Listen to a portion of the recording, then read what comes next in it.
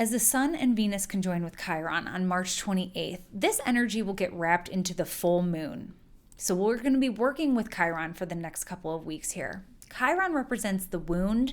It represents the process of healing, because healing is always a process, and especially when we're talking about the kinds of wounds that Chiron represents. Chiron represents the kinds of wounds that never fully heal. The things that we went through when we were maybe younger, that had like a defining influence on our lives, especially during our formative years, or it could have been a singular event. Maybe something really tragic or traumatic happened to you at some point down the line. Chiron can definitely represent those things that never fully heal. No matter how much work you do, you can't go back to what life looked like before. You can't regain that sense of innocence. You can't regain that sense of peace that you had before this incident occurred.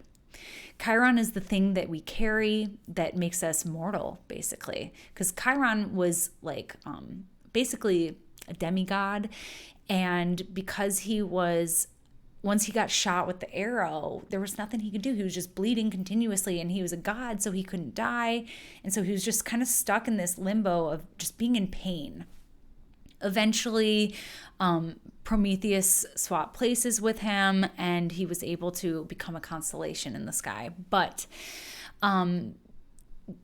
basically, the symbolism of Chiron is that it's something that we have to continuously work at.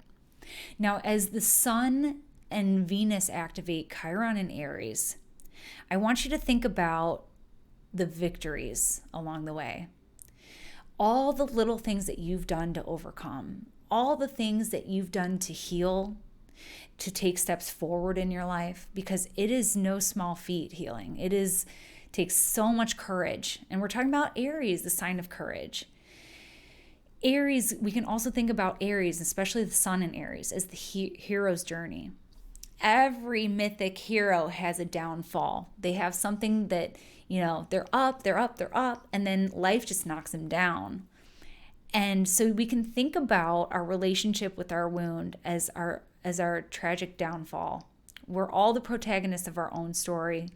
We're all doing our best to make our way through this life. We've got victories, we've got tragedies, and everything in between. So as Chiron in Aries gets activated here on this day, I want you to think about your story. I want you to think about the context, put it in context of whatever it is that you went through that set you back a few notches or several. Think about it as a victorious story of overcoming. What are you working toward? And yes, there could always be more work that could be done. That's the thing with Chiron, is that sometimes you're working on it your whole life. You're continuously shifting your relationship with that tragedy or that trauma or that injustice or whatever it was that happened to you. You're always kind of, as you age and as you mature, that experience is going to have new insights to offer you. So where are you at today? And I want you to celebrate all the significant strides that you've made or attempted to make, because it's all worth something. It's all part of your story. And I want you to celebrate that today as best as you can, even if, probably this transit is also going to kind of bring up like a lot of feelings for folks. But I want you to do both. Feel it. Absolutely be in your feels. But also absolutely celebrate how far you've come. And that is your astrology shot of the day. Thank you so much for tuning in with me today.